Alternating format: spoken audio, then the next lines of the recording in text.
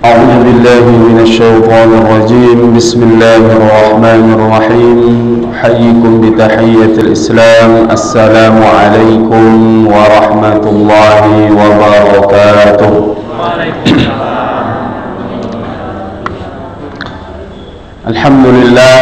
الحمد لله رب العالمين وكفى والصلاة والسلام على النبي المصطفى محمد صلى الله عليه وسلم وبعد. رب اشرح لي صدري ويسر لي أمري واحلل عقدة من لساني يفقهوا قولي. اللهم زدنا علما وارزقنا فهما. اللهم فقهنا في الدين وعلمنا التأويل. اللهم أغننا بالعلم وزينا بالحلم وأكرمنا بالتقوى وجملنا بالعافية. رضينا بالله ربا وبالإسلام دينا وبمحمد نبيا ورسولا. Ma'asyiral muslimin, Bapak Ibu sidang jamaah salat maghrib Masjid Al-Kautsar yang dirahmati Allah Subhanahu wa taala. Yang kami hormati para orang tua kami, cerdik pandai, tokoh masyarakat, pengurus masjid, imam masjid kita dan seluruh jamaah yang hadir, yang mudah-mudahan senantiasa berada dalam hidayah petunjuknya Allah Subhanahu wa ta'ala. Amin ya rabbal alamin.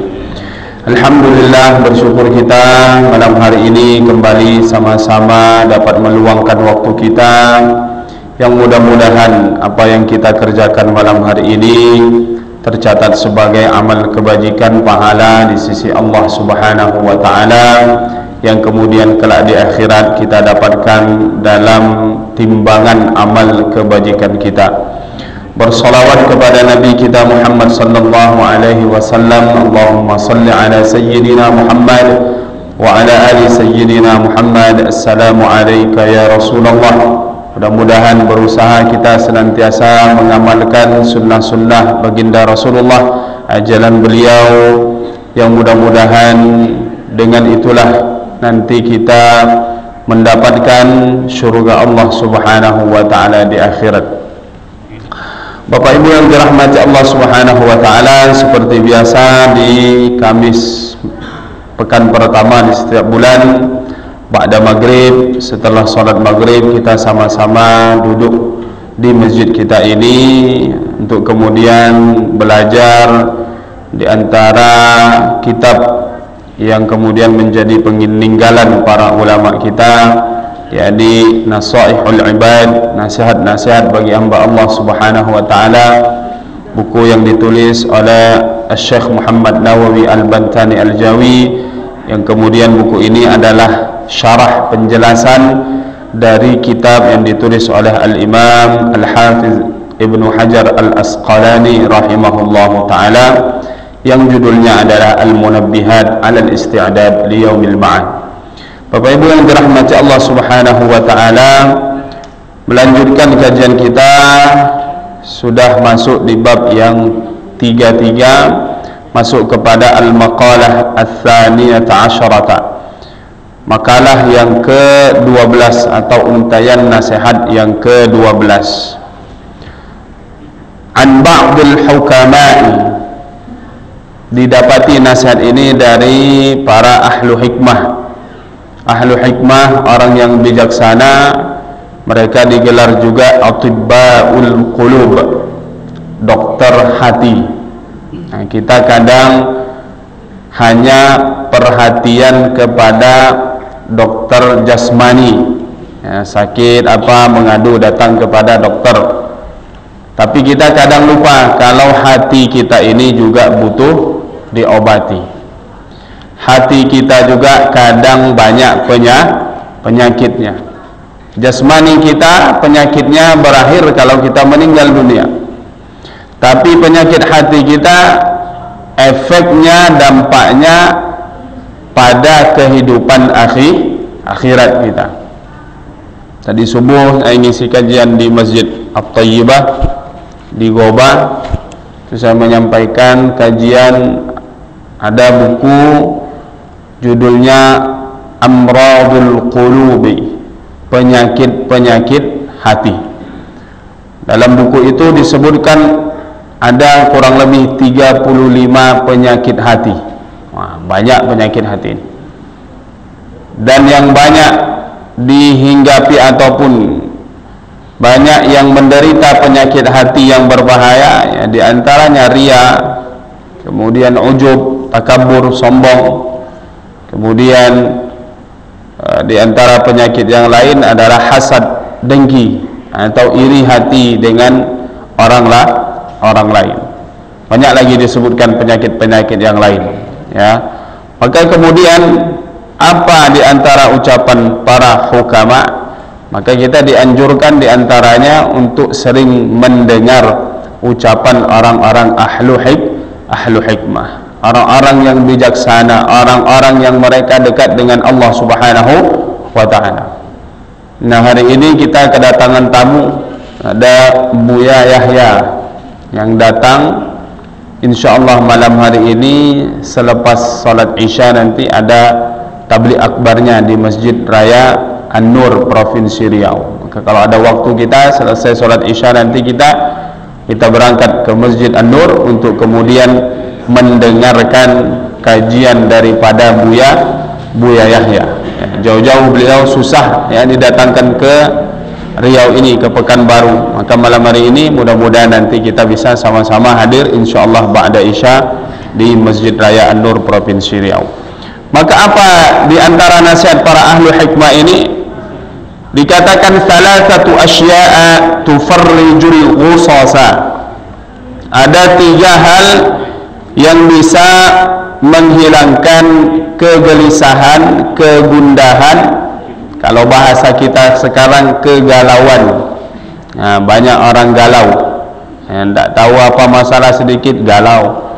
Nah, apa yang bisa menghilangkan kegalauan ini? Yang pertama dia katakan zikrullahi ta'ala. Jadi kalau ada orang galau, suruh dia bawa zikir, ya. Ingat Allah Subhanahu wa ta'ala. Apa yang dikeluh kesahkan, apa yang dikhawatirkan. Kalau hidup kita ini semuanya sudah diatur oleh Allah Subhanahu wa ta'ala.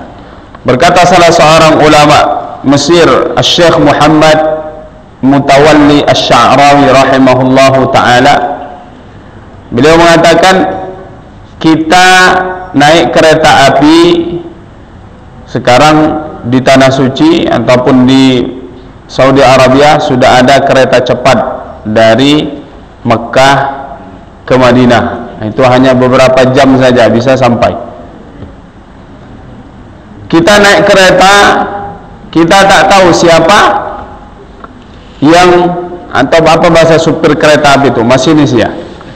Siapa masinisnya kita tak tahu. Tapi kita bisa duduk dengan tenang, bahkan bisa tidur. Kita naik pesawat, tak tahu siapa pilotnya, paling disebut nama para penumpang bersama pilot, ini disebut saja namanya, tapi kita tidak tahu, tidak kenal. Tapi kita bisa tenang duduk di kursi penumpang, bahkan bisa tidur. Lalu kemudian kata Syekh Mutawalli Sya'rawi, nah, bagaimana, kenapa kita tidak tenang hidup di dunia kalau kita tahu yang mengatur dunia ini adalah Allah Subhanahu wa ta'ala? Maka zikrullah, mengingat Allah, ya, baca lafaz-lafaz zikir apapun yang kita tahu. Dan di antara zikir yang baik adalah tilawatul Quran, baca Al-Quran. Jadi itu di antara bentuk zikir yang baik. Ya, bentuk zikir apapun yang dijelaskan oleh Syekh Muhammad Nawawi di sini, bi ayyi sighatin kanat ka an yaqula katsiran, dengan bentuk zikir apa saja yang dia ketahui. Contohnya misalnya dia banyak mengucapkan la ilaha illallah wa la haula wa la quwwata illa billah, atau dengan munajat. Munajat ini apa namanya, menyampaikan, ya, keluh kesah kita, hajat-hajat kita adalah kepada Allah Subhanahu wa ta'ala. Nah, ini cara yang pertama. Jadi kalau ada rasa hidup kita ini sempit, ataupun kemudian masalah ini kok enggak ada selesainya dan lain sebagainya, maka kuncinya perbanyak zikrullah. Dan di antara kunci yang ada juga adalah al-istighfar, memperbanyak istighfar. Apa masalah hidup, banyak istighfar. Apa masalah hidup, banyak istighfar. InsyaAllah akan dibukakan pintu kemudahan oleh Allah Subhanahu wa ta'ala. Yang kedua apa disebutkan? Liqa'u awliyaihi minal ulama'i was salihin. Berjumpa dengan para wali-wali Allah, yakni orang-orang saleh dan para ulama. Nah, termasuklah kita kalau hadir di majlis ilmu tabligh akbar, Ustaz, Syekh, Buya yang didatangkan ke daerah kita, maka kemudian hadir duduk, itu diantara insyaallah pulang dari situ kita merasa lebih tenang, merasa lebih nikmat, karena kita duduk bersama orang-orang saleh. Ini diantara penawar obat bagi hati kita. Mujalasatus salihin, banyak duduk dengan orang-orang saleh, karena kita dikatakan menyebut saja nama orang-orang saleh itu bisa menurunkan keberkahan. Bagaimana kalau kita berjumpa dengan mereka?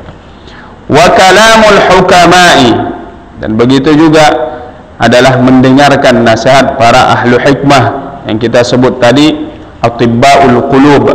Mereka adalah dokter hati yang bisa menyembuhkan penyakit yang ada di dalam hati kita. Ay alladhi yadullu ala khairid dunya wal akhirah, atau khairid dunya wal akhirah. Yang disebut dengan ahlu hikmah adalah yang menunjukkan kebaikan kepada kita, kebaikan dalam dunia, kebaikan dalam kehidupan atau untuk kehidupan akhirat kita. Maka ini nasihat yang ke-12 yang kita baca malam hari ini, 3 hal yang bisa menghilangkan kegundahan, kegelisahan, kegalauan kita. Yang pertama zikrullah, berzikir, menyebut nama Allah Subhanahu wa ta'ala. Kemudian berjumpa dengan para wali-wali Allah, orang-orang saleh, datang bertamu ke rumah mereka, minta nasihat dan seterusnya. Kemudian mendengarkan ucapan kalamul hukama. Bisa juga banyak cara sekarang, bisa menonton ceramahnya, mendengarkan, ada kata-kata hikmah, ada kemudian nasihat yang bisa kita petik, kita ambil pelajaran. Kemudian Bapak Ibu yang dirahmati Allah Subhanahu wa taala, al-maqalah ats-tsalitsata asyarata, makalah ataupun untayan nasihat yang ke-13. Anil Hasan al-Basri radhiyallahu anhu, dari Al-Imam Hasan al-Basri. Beliau sudah masyhur, dikenal, seorang ulama yang luar biasa, az-zahidut taqi, seorang yang zuhud, meninggalkan perkara-perkara yang tidak berguna untuk kehidupan akhirat, meninggalkan yang haram, meninggalkan yang makruh, bahkan untuk kemudian mendapatkan kedudukan yang tinggi di sisi Allah Subhanahu wa ta'ala. Apa di antara yang disebutkan nasihat dari Imam Hasan al-Basri? Wa huwa min akabirit tabi'in. Imam Hasan al-Basri ini di antara pembesar kalangan tabi'in. Kita sering mendengar sahabat, kemudian tabi'in, dan di bawahnya lagi tabi'ut tabi'in. Sahabat adalah orang yang berjumpa dengan Nabi, berjumpa dengan Rasulullah, hidup sezaman dengan Rasulullah, beriman kepada Rasulullah, dan juga wafat dalam keadaan Islam. Maka disebutlah mereka para sahabat. Ada yang membagi sahabat kepada 2, ada sahabat besar, ada sahabat kecil. Sahabat besar yang kita sebutkan tadi, sahabat kecil, dia hidup di zaman Nabi tapi tidak berjumpa dengan Nabi. Seperti diantaranya ada yang menggolongkan Uwais al-Qarni, termasuk dengan pada sahabat kecil. Uwais al-Qarni datang dari Yaman, ingin berjumpa dengan Rasulullah, izin kepada ibunya, walaupun berat rasa hati untuk meninggalkan ibunya karena ibunya lumpuh, tidak bisa berjalan. Pergi kemudian ke Madinah, tapi saat itu Rasulullah sedang pergi berperang, tidak berjumpa dengan Rasulullah. Kemudian kembali lagi ke Yaman dan kemudian meninggal dan tidak berjumpa dengan Rasulullah SAW. Ada juga disebut sahabat kecil, berjumpa dengan Nabi tapi umurnya waktu itu belum akil balik, ataupun dia usianya masih muda, masih kecil, masih anak-anak. Nah, kemudian ada disebut dengan tabi'in. Siapa ini tabi'in?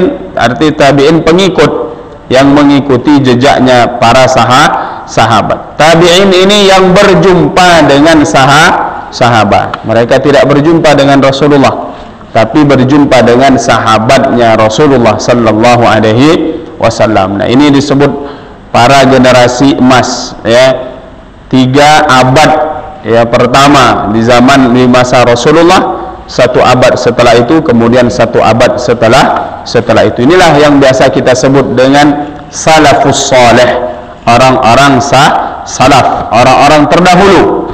Nah, sekarang kita semuanya orang-orang khalaf, orang-orang belakangan. Jadi kita mengikut para ulama-ulama terdahulu, para sahabat maupun tabi'in ataupun atba'ut tabi'in. Maka apa kata Imam Hasan Al-Basri? Kata beliau, man la adaba lahu, siapa yang dia tidak punya adab ma'allahi ta'ala wa ma'al khalqi. Siapa yang tidak punya adab kepada siapa? Kata Syekh Muhammad Nawawi, adab kepada Allah, adab kepada makhluk. Maka dikatakan al-adabu fawqal ilmi, adab itu lebih tinggi daripada ilmu. Mengapa? Ada orang dia banyak gelarnya, ya, profesor, doktor dan lain sebagainya, tapi kadang kurang adabnya. Ada orang dia tidak sekolah, tak ada gelarnya, tapi tinggi adabnya. Maka dikatakan al-adabu fawqal ilmi. Kadang adab itu lebih tinggi daripada ilmu. Nah, maka siapa yang tidak punya adab, la ilma lahu, berarti dianggap dia tidak punya ilmu. Berarti yang beradab adalah orang yang berilmu. Karena banyak orang punya ilmu, tahu tata caranya, tapi tidak diamalkannya. Inilah maknanya orang yang berilmu adalah orang yang beradab. Karena orang belajar tujuannya agar dia menjadi lebih baik. Maka belajar bertahun-tahun tapi tak ada hasilnya, inilah yang disebutkan oleh Rasulullah, man izdada ilman walam yazdad huda. Siapa yang bertambah ilmu tapi tak bertambah hidayahnya, lam yazdad indallahi illa bu'da, dia tidak bertambah apa-apa di sisi Allah kecuali semakin jauh dari Allah Subhanahu wa ta'ala. Karena punya ilmu, harusnya dia punya ilmu lebih dekat kepada Allah, mendapat hidayah, kemudian dia beradab, berperilaku dengan baik, tutur kata dan tingkah lakunya. Nah, ini yang pertama, poin yang pertama. Waman la sabara lahu, siapa yang tidak punya kesabaran dalam hidupnya, ya, gampang marah, ya, tidak bisa sabar dalam ketaatan, sabar dalam meninggalkan maksiat, sabar dalam menerima ujian dari Allah Subhanahu wa ta'ala. Siapa yang tidak punya sabar, kata Imam Hasan Al-Basri, maka kemudian la dina lahu, berarti dianggap dia tidak punya agama. Maknanya tidak sempurna agama dia. Mengaku Islam tapi tidak sabar. Kenapa? Karena sabar ini sifatnya, ciri khasnya orang-orang yang beriman kepada Allah Subhanahu wa ta'ala. Maka dikatakan al-imanu nisfani, iman itu pembagiannya 2 saja secara garis besarnya. Nisfuhu sabrun, separuh dari keimanan itu diisi dengan kesabaran. Wa nisfuhu syukurun, separuhnya lagi diisi dengan kesyukuran. Kenapa? Karena orang-orang beriman ini 2 saja, ataupun kita secara umum 2 saja yang datang pada diri kita, nikmat atau ujian. Nah, kalau ujian ya dihadapi dengan kesabaran. Dan orang-orang yang bersabar inilah yang nanti kemudian mendapatkan balasan di akhirat. Innama yuwaffas sabiruna ajrahum bighairi hisab. Orang-orang yang sabar ini kemudian di akhirat pahala yang didapatkannya sangat banyak, luar biasa. Bahkan dikatakan ketika orang-orang yang sabar dulu hidupnya di dunia kemudian mendapat kedudukan yang tinggi, orang-orang di dalam surga itu ingin minta dikembalikan ke dunia. Ya Allah, kembalikan ke dunia, beri kami ujian, dan kami akan bersabar untuk mendapatkan kedudukan yang tinggi di sisi Allah Subhanahu wa ta'ala. Maka berusaha kita, apapun yang terjadi dalam hidup kita, pertama kali ketika mendapatkan ujian musibah, apa yang terucap lewat lisan kita adalah inna lillahi wa inna ilaihi raji'un. Datang sesuatu yang tidak kita senangi, yang bentuknya ujian, yang bentuknya musibah, maka kemudian kembalikan pertama kali hanya kepada Allah Subhanahu wa ta'ala. Kita ingat diri kita, ya, ini apa yang terjadi ini adalah semua sesuai dengan ketetapan takdir Allah Subhanahu wa ta'ala. Nah, ini memang bukan perkara yang mudah, tapi bisa kita latih. Ya, ibu-ibu misalnya lagi di dapur, sudah capek nyapu, capek ngepel, tiba giliran cuci piring, jatuh piring pecah. Nah, apa yang kata-kata yang keluar pertama? Nah, itu menjadi takaran bagi kita. Entah kita mengeluarkan kata-kata yang tidak baik atau kita mengisinya dengan istighfar. Astagfirullahaladzim. Inna lillahi wa inna ilaihi raji'un. Sudah habis masanya ini piring, sudah sering dipakai. Dia sudah waktunya istirahat dan seterusnya. Ya. Maka siapa yang tidak punya kesabaran dalam hidupnya berarti tidak sempurna agamanya. Lalu kemudian waman la wara'alahu, siapa yang tidak wara'. Jadi ada istilah wara', ada istilah zuhud. Ya, wara' ini meninggalkan yang haram, meninggalkan yang syubhat. Sudah jelas ini haram. Syubhat ini tidak jelas antara halal dan haram. Syubhat ini ditinggalkan. Karena kalau kita melakukan yang syubhat, khawatir kita masuk dalam perkara yang haram. Maka wara' meninggalkan yang haram, meninggalkan yang syubhat. Zuhud di atasnya lagi. Zuhud ini bukan hanya yang haram, yang syubhat ditinggalkan, tetapi yang makruh bahkan yang mubah juga banyak ditinggalkan. Maknanya dia melihat walaupun ini mubah, dia tidak banyak mengambil perkara yang mubah. Walaupun boleh, nah, kita asal boleh hajar terus. Nah, tapi orang-orang yang zuhud ini levelnya lebih tinggi. Ya. Walaupun halal, walaupun boleh, tapi misalnya dilihat ini tak berguna untuk akhirat, ya, mengancam ataupun bisa mempengaruhi kehidupan akhirat, maka ditinggalkan. Maka siapa yang tidak wara', tidak meninggalkan yang haram, tidak yang meninggalkan yang syubhat, la zulfa lahu ay la martabata lahu indallahi wa la qurbata lahu minallahi ta'ala. Siapa yang tidak meninggalkan yang haram, meninggalkan syubhat, maka dia tidak punya kedudukan di sisi Allah, tidak ada kedekatannya kepada Allah Subhanahu wa ta'ala. Kenapa? Karena yang haram ini dilarang oleh Allah Subhanahu wa ta'ala. Berarti kalau kita tidak meninggalkan yang haram, maknanya kita tidak taat pada perintah Allah Subhanahu wa ta'ala, dan mengerjakan yang haram bisa mendatangkan murkanya Allah Subhanahu wa ta'ala. Maksiat itu mendatangkan murka dan marahnya Allah Subhanahu wa ta'ala. Nah, ini yang harus kita hindarkan. Maka ini 3 hal yang juga disebutkan oleh Imam Hasan Al-Basri. Siapa yang tidak punya adab berarti dianggap dia orang tidak punya ilmu. Siapa yang tidak punya sabar, tidak bersabar dalam hidupnya, dianggap tidak punya agama, tidak sempurna dia dalam beragama. Siapa yang tidak wara', tidak meninggalkan yang haram, tidak meninggalkan yang syubhat, maka kemudian dianggap dia tidak punya kedudukan di sisi Allah, tidak ada kedekatannya kepada Allah Subhanahu wa ta'ala. Ini nasihat yang kedua atau nasihat yang ke-13 urutannya dalam bab yang 33. Wal maqalatur rabi'ata asyarata, maqalah yang ke-14 atau untian nasihat yang ke-14, ruya diriwayatkan, berarti tidak jelas ataupun maknanya siapa yang dari mana asal muasalnya ini. Yang jelas hal ini ya banyak diketahui, berpindah-pindah khabar ini, riwayat ini di kalangan para ulama, para orang saleh. Disebutkan dalam suatu riwayat bahwasannya ada seorang laki-laki dari Bani Israel, berarti orang yang masih zaman dulu, ya, dari kalangan Bani Israel. Siapa Bani Israel? Keturunan daripada Nabi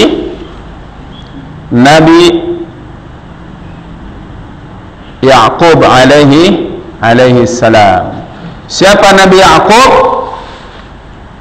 Anaknya Nabi Ishaq. Jadi Nabi Ibrahim digelar sebagai Abul Anbiya, bapaknya para nabi, karena keturunannya banyak menjadi nabi. Berapa anaknya Nabi Ibrahim? Ada 2. Istrinya juga 2. Saya ibu-ibu, bahaya Ustaz ni yang sebut-sebut istri 2. Nabi Ibrahim punya anak 2, Ismail dan Nabi Ishaq. Nabi Ismail ibunya adalah Siti Hajar. Nabi Ishaq ibunya adalah Siti Sarah. Ya. Kemudian dari Nabi Ishaq ini ada nama anaknya, namanya Nabi Yaqub alaihi salam. Nah, Nabi Yaqub inilah yang dikatakan digelar dengan Israel.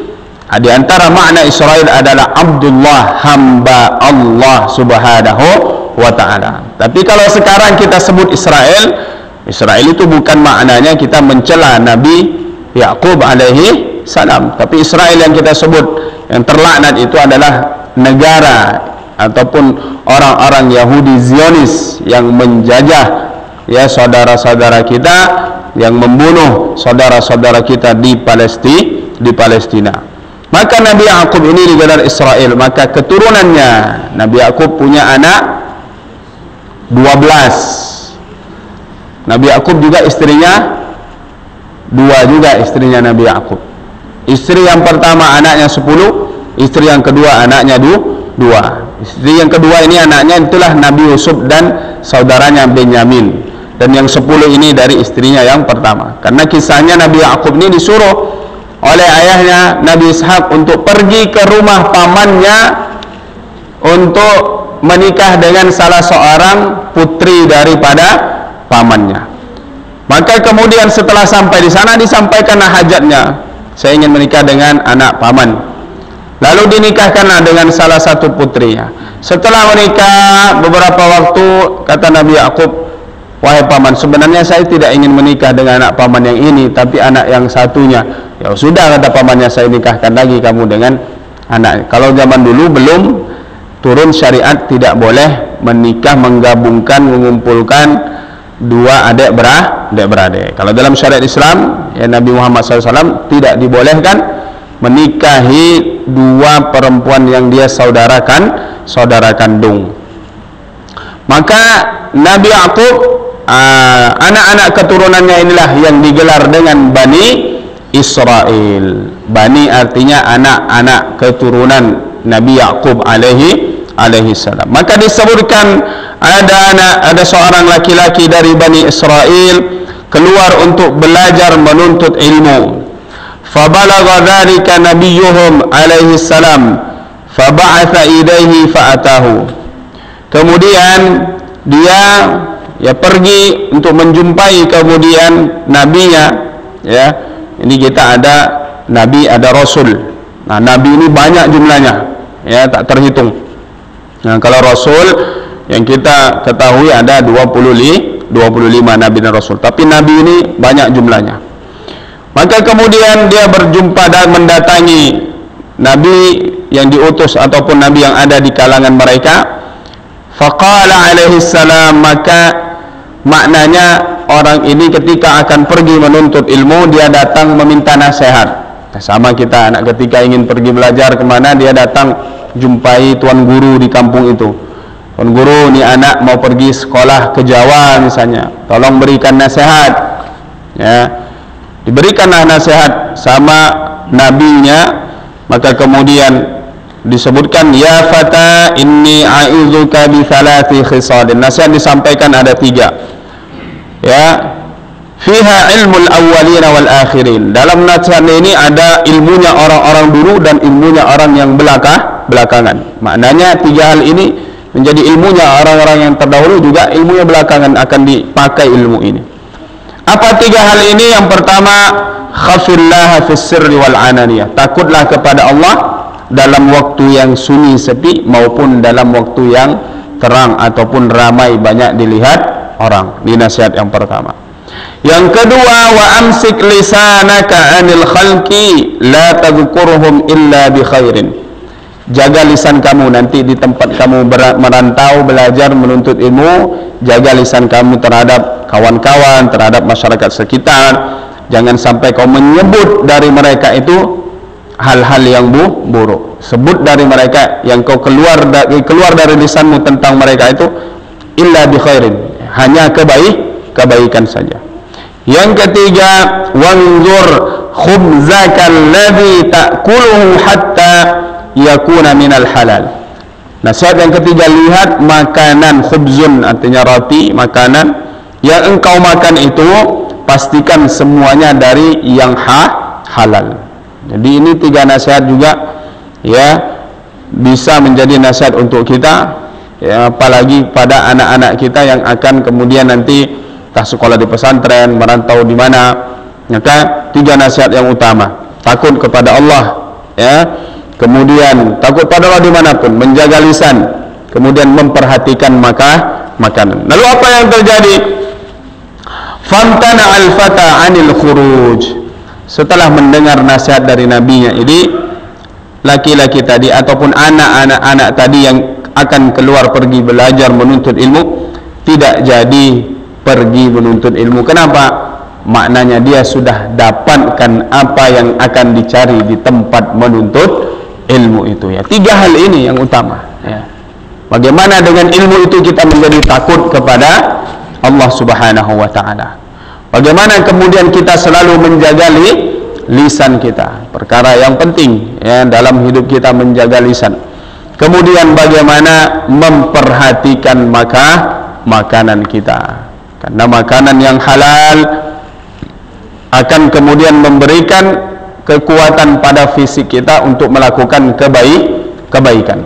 Kalau makanan yang haram, maka begitu juga ya, aktivitasnya selalu mengarah kepada yang tidak baik. Maka perhatikan di rumah kita ya, makanan yang ada pastikan dibeli dengan cara yang baik, dengan cara yang halal, atau uangnya dihasilkan dengan cara yang halal. Nah, ini Bapak Ibu yang dirahmati Allah Subhanahu wa ta'ala, 3 nasihat yang kita baca pada malam hari ini yang berkaitan ya tentang yang pertama tadi, ketika kita merasa galau, merasa gundah, merasa kemudian ya sempit hidup kita ini, tak tahu arah bagaimana dan seterusnya, maka 3 hal yang dinasihatkan oleh para dokter-dokter hati, yakni para ahlu hikmah, wali-wali Allah, adalah yang pertama tadi memperbanyak zikir. Yang kedua kemudian adalah berjumpa dengan orang-orang soleh, datangi orang soleh, dengarkan nasihat mereka. Kemudian yang ketiga, mendengarkan ucapan para ahlu hikmah, menjumpai dan mendengarkannya. Kemudian dari Hasan al-Basri yang kedua tadi adalah tentang adab ya, bagaimana agar kita beradab ya. Disebutkan dalam pepatah Arab bahwasannya orang yang beradab ini ya, adalah kemudian orang yang punya sesuatu yang mahal dalam dirinya. Dikatakan laisal jamalu bi aswabin tuzayyinuna, innal jamala jamalul ilmi wal adabi. Bukanlah keindahan yang ada pada diri seseorang itu adalah keindahan pakaian atau perhiasan yang menghiasi dirinya, tapi seseorang itu menjadi indah dengan ilmu dan dengan adabnya. Ada orang pakaiannya mahal berjuta-juta, tapi dilihat kelakuannya murah ya, atau bahasanya murahan, tak ada harganya, walaupun dia membungkus dirinya dengan pakaian yang mahal. Tapi ada orang pakaiannya sederhana ya, tapi kemudian dengan tingkah lakunya, tutur katanya, maka kita menilai orang ini adalah orang yang berharga. Maka adab ya, bagaimana beradab kepada yang lebih tua, bagaimana kepada yang sebaya dan kepada yang lebih kecil kita ya. Laisa minna, kata Nabi sallallahu alaihi wasallam, bukan golongan dari kita, bukan bagian dari kita. Ya, siapa yang tidak tahu bagaimana cara menghormati yang lebih tua dan kemudian tidak tahu bagaimana menyayangi yang lebih kecil ataupun yang lebih muda. Dan kemudian siapa yang tidak ada adabnya dianggap tidak ada ilmunya, yang tidak ada sabarnya dianggap tidak sempurna agamanya, yang kemudian tidak meninggalkan yang haram, yang syubhat, dia tidak punya kedudukan, tidak punya kedekatan kepada Allah Subhanahu wa ta'ala. Dan yang terakhir, pesan untuk penuntut ilmu, dan kita semua adalah para penuntut ilmu, agar ilmu itu, ya, ketika kita belajar, agar ilmu itu masuk ke dalam diri kita, masuk ke dalam hati kita, kemudian bisa kita amalkan. Maka ini kuncinya 3 hal adalah takut kepada Allah dimanapun, menjaga lisan kita, kemudian menjaga makanan yang kita makan, yang kita konsumsi, pastikan halalan thayyiban, halal lagi baik. Nah, ini Bapak Ibu yang dirahmati Allah Subhanahu wa taala. Sebelum kita tutup, mungkin ada pertanyaan dari jamaah sekalian, kami persilahkan. Ya, silakan Pak. Assalamualaikum warahmatullahi wabarakatuh. Waalaikumsalam warahmatullahi wabarakatuh. Nah, kebetulan saya baru habis sakit. Iya. Jadi selama saya sakit itu kan tertekan. Ya. Kemudian saya ngajar zikir. Ya. Jadi karena saya tak banyak zikir, apapun saya baca. Ya. Tapi saya tak tahu artinya, kadang-kadang Al-Quran. Jadi yang saya tanyakan tuh, zikir yang kita baca kita tak tahu artinya tuh kira-kira gimana? Ya. Terima kasih. Baik. Waalaikumsalam warahmatullahi wabarakatuh. Nah, ini sudah langsung ada buktinya, ya. Iya. Nah, beliau langsung mempraktekkan dan terasa tentunya. Ya, bagaimana ketika dalam keadaan sakit, dalam diuji oleh Allah Subhanahu wa taala, yang mungkin dulu waktu kita sehat berbulan-bulan, kita mungkin la ilaha illallah hanya berapa yang bisa kita baca, subhanallah berapa yang bisa kita ucapkan lewat lisan. Tapi begitu kita sakit berbaring, maka dengan waktu yang sedikit kita sudah bisa banyak mengumpulkan banyak pahala. Karena zikir itu ibaratnya kita menabung di dalam surga Allah Subhanahu wa taala. Zikir itu kanzun min kunuzil jannah, di antara harta terpendam yang ada di dalam surga. Maka dari setiap lafaz zikir dihitung sedekah, ya. Fi kulli tasbihatin shadaqah, kata Rasulullah. Subhanallah sedekah, alhamdulillah sedekah, Allahu akbar sedekah, la ilaha illallah sedekah. Nah, bagaimana kita tidak tahu arti daripada zikir yang kita baca? Tidak jadi masalah. Kita juga baca Al-Quran, tak semuanya tahu artinya, tidak jadi masalah. Cuman kenapa kita dianjurkan untuk tahu artinya? Agar kita lebih meresapi, lebih menghayati lagi dari setiap lafaz zikir yang kita baca. Tidak jadi masalah, ya.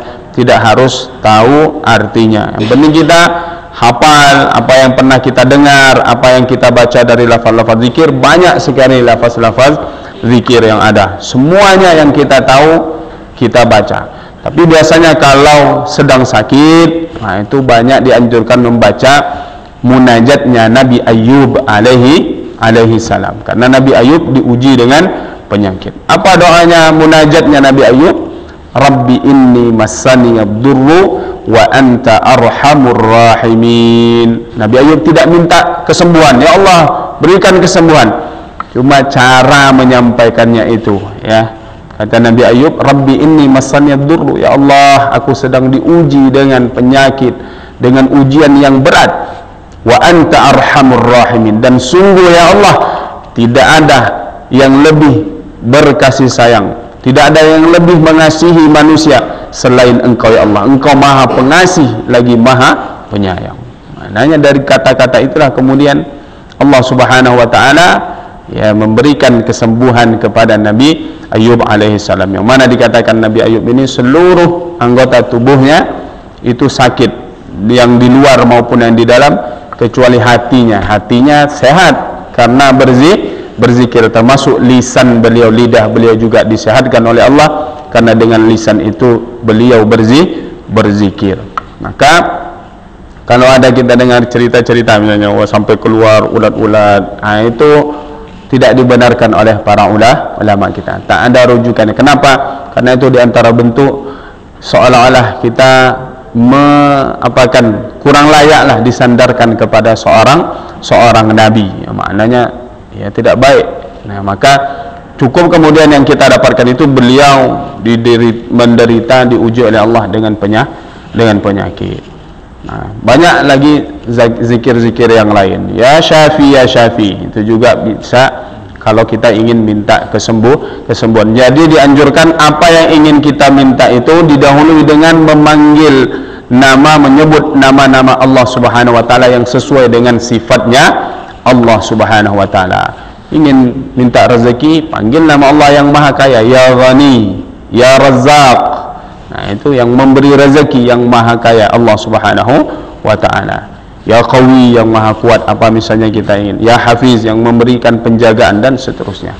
Intinya tidak harus paham, tahu maknanya, tapi begitu terucap lewat lisan kita, maka diusahakan memang zikir ini ya kalau digabungkan bisa dengan hati juga dengan lisan. Jika tidak bisa, jika harus memilih salah satunya, dengan hati lebih baik. Wallahu alam. Demikian, Pak. Mudah-mudahan dengan sakit itu Allah menggugurkan dosa-dosa. Maka dikatakan la ba'sa tahurun insyaallah. Enggak apa-apa, insyaallah dibersihkan oleh Allah Subhanahu wa taala. Karena kalau kita sabar, dosa kita berguguran seperti gugurnya daun dari pohonnya. Wallahu alam. Silakan. Ada pertanyaan berikutnya?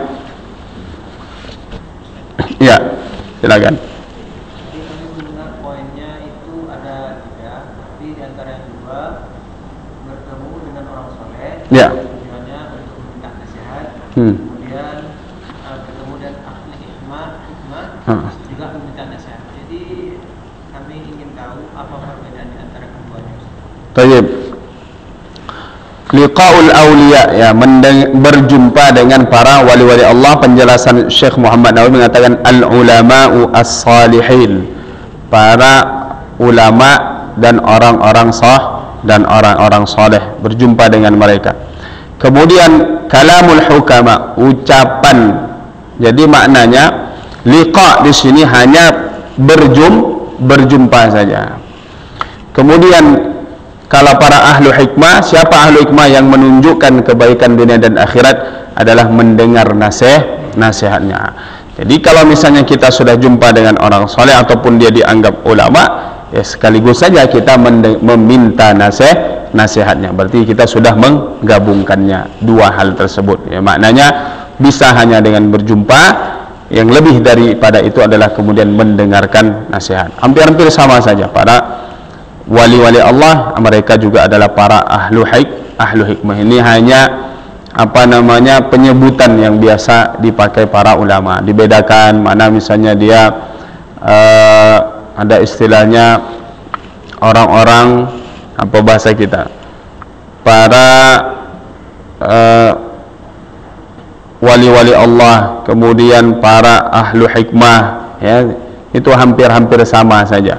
Cuman ya dalam dalam spesifiknya saja, penjelasan lebih rincinya saja.